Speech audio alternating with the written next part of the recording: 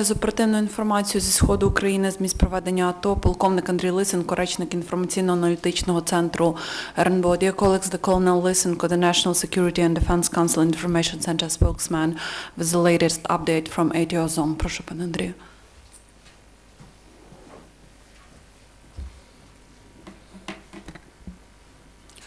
Доброго дня, шановні. Good afternoon, dear colleagues. The President of Ukraine, Petro Poroshenko, held a meeting with permanent representatives of member states of OSCE, and during the meeting, the sides discussed the need to establish active control over Ukrainian-Russian border.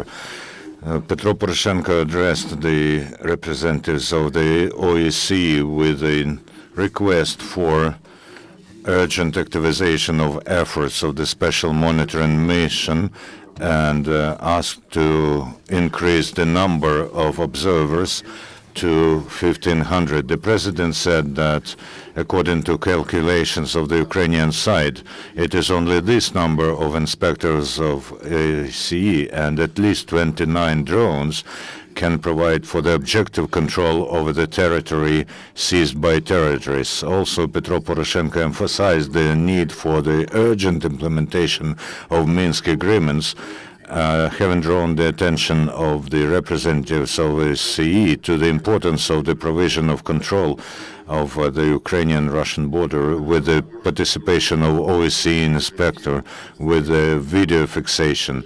And the head of the state also drew attention of OSCE representatives to numerous facts of the violation of the regime of ceasefire and that the militants are using heavy artillery. He also drew attention to the violation of the rights of Crimean Tatars in the occupied Crimea and asked to activize the efforts of OSCE members to restore the sovereignty and territorial integrity of Ukraine. The situation in the zone of anti-terrorist operation remains tense. Yesterday, representatives of the trilateral observation mission in Donbass agreed to introduce the regime of silence from 6:30 p.m. However, the shelling of the positions of Ukrainian troops continued, although not as intensively as during the day. Over the last 24 hours, there were attacks and shellings in the vicinity of Donetsk airport and also Nikishina, Orlova, Ivanivka, Orlivka. They also fired from small arms and mortars in the vicinity of Shastya and village Trokhizbenka. Terrorists also shelled from Grad batteries the positions of the forces of anti-terrorist operation in Tonenko, Krasnogorivka, Alexandrivka, Donetsky. 3 people were released from holding hostage, among them a journalist Yegor Vorobyov. On the parts of the border that are controlled by the Ukrainian forces, there were no combat clashes. However, the enemy continues air reconnaissance in the vicinity of Mariupol, and the drone was observed next to the village of Shirokino. Over the last 24 hours, we lost 3 Ukrainian military and 12 were wounded in the zone of anti-terrorist operation. In Donetsk, the situation remains extremely tense. The terrorists do not stop artillery shelling of residential blocks. In particular, Kievsky and Kuybishevsky districts were shelled, and as a result, 3 peaceful residents died and 4 got wounded. The shelling by the militants caused ruination and fires in residential blocks of flats in the streets of Autostradnaya, Vazovsko-Krupskoye. Yesterday, as a result of artillery shelling, the terrorists damaged electrical networks in Kievsky district. Also, there was a switching off of electricity, including the northern running water hub and the delivery or supply of water to Kievsky and Kuybishevsky districts was stopped for 4 hours. However, then it was restored. At the moment, over 150,000 residents of Kievsky and Kuybishevsky district of Donetsk get water, and the energy supply has been restored to more than 1,000 private houses and to the hospital number 21. By the morning of the 8th of October, as a result of shelling by terrorists without gas, more than 4,500 customers remain, among them 16 residential blocks of flats and almost 3.5 thousand houses of private sector and 30 enterprises. The situation in Mariupol remains totally under control. Ukrainian military reinforced their position with the help of local residents and enterprises. There's also the work on the restoration of electricity supply to the pumping station of first raise of southern Donbas water running system. 112 lorries with humanitarian help from Germany are already on the territory of Ukraine. At 2 a.m., 98 lorries have arrived to the logistical center not far from Kiev, and 14 lorries will arrive to Kiev today. There are 3 movable temporary towns which are completely equipped for the life during winter, which will be delivered to the regions of Ukraine that border on Donetsk and Luhansk regions. The pyrotechnic units of the State Emergency Service have detected and defused 194 units of munition and explosives, including 33 artillery projectiles, 56 mortar mines, 11 battle grenades, and 1 self-propelled munition unit. Over the last 24 hours, 12 babies were born in the families of the temporary displaced persons. The advisor on national security of the UK Prime Minister Kim Darroch, during his meeting with President of Ukraine Petro Poroshenko, said that the Prime Minister of UK supports peaceful initiatives of the President of Ukraine and his peace plan. Also, the sides discussed further joint Ukrainian-British steps in order to peacefully settle the conflict in Donbas and also to fulfill agreements between the President of Ukraine and Prime Minister of UK that were reached during the summit of NATO in Newport. The Minister for Foreign Affairs of Poland, Grzegorz Schetyna, said that Poland will insist on the reinforcement of sanctions, on increasing sanctions against Russian Federation if Russia does not change its policy.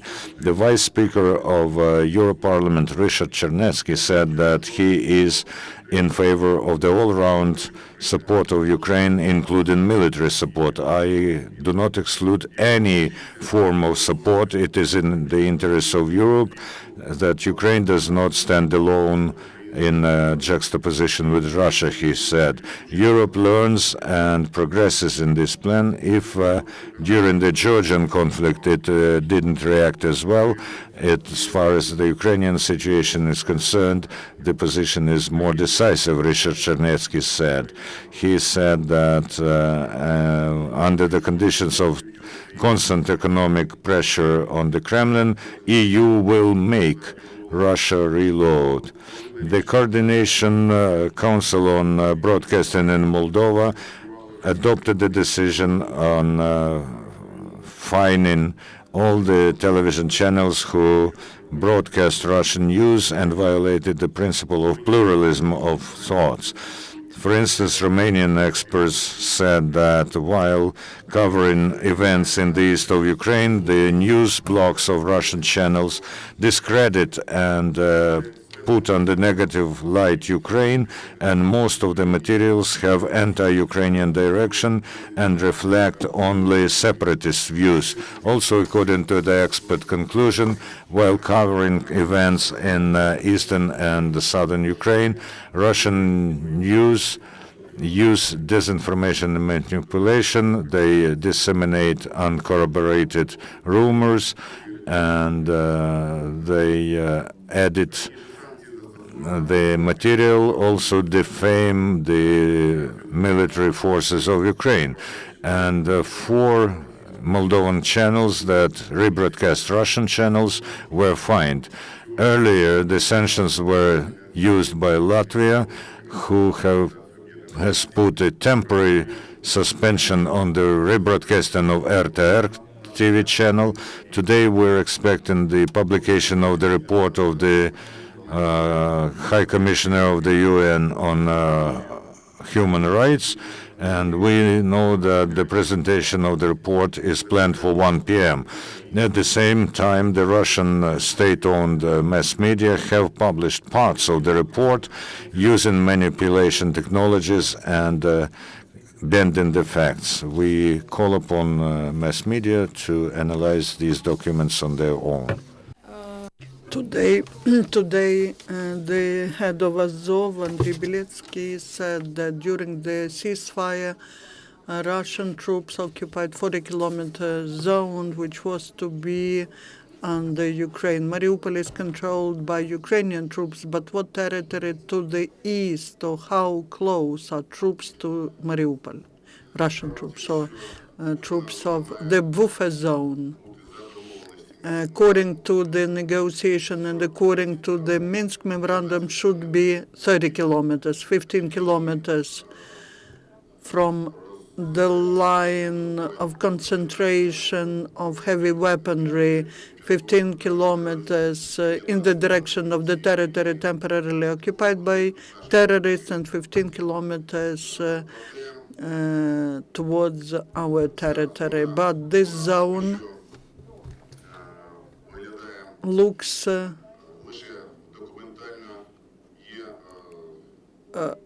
just in documents, it is delineated, but according to the memorandum which was signed in Minsk on the 19th of September, the terrorist organizations have not removed the heavy weaponry from this zone. The heavy weaponry with more than 100 millimeters in diameter. And that is just a plan for further actions. And both groups of terrorists and Ukrainian military are at their positions. Ukrainian military are still at their positions. And we hope that in the nearest future, because there is some progress, that we see the shellings are less intensive, especially the shellings from heavy weapons. So we hope that this will be the zone of security where there will be no artillery shellings, and also all the mines are to be removed from that zone, and the representatives of this joint working group will start working there. They will be controlling the ceasefire regime, and they will observe whether all the agreements reached in Minsk are implemented.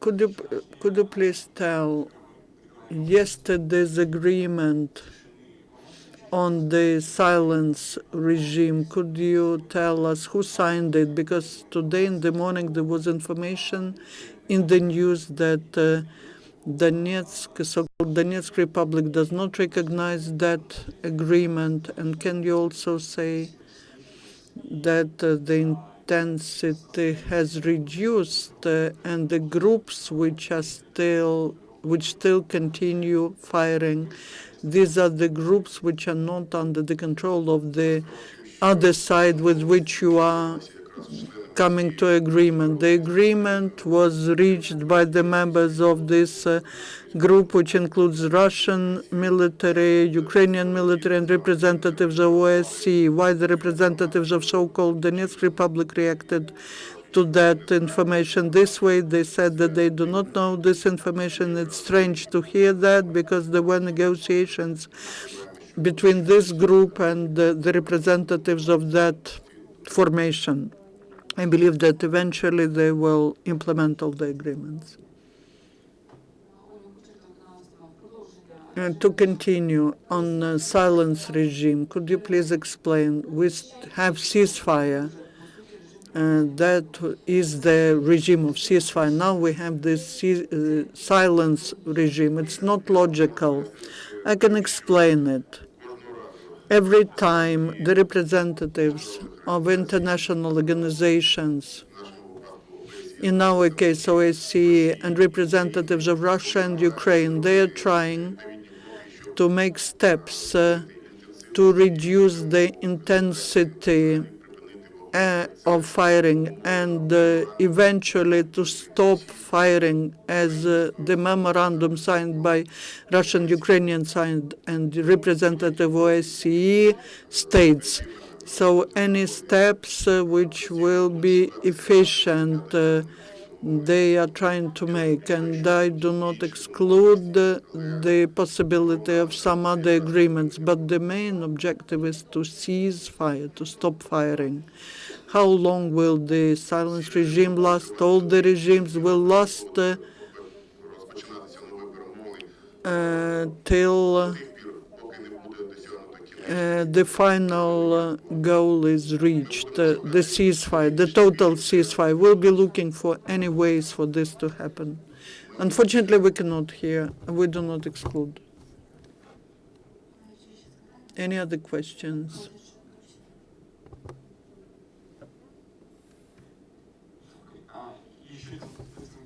And one more quick question. Today, Ms. Nuland said that Ukraine prepared the package of measures to stabilize the situation on the border to reestablish the control. Could you give any information on what these measures include? There are consultations going on, and we do not disclose the plans yet.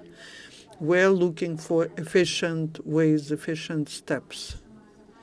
Once you have no more questions, I would like to thank you. And the next briefing is tomorrow at 11:30, and our next press briefing is in 1 minute.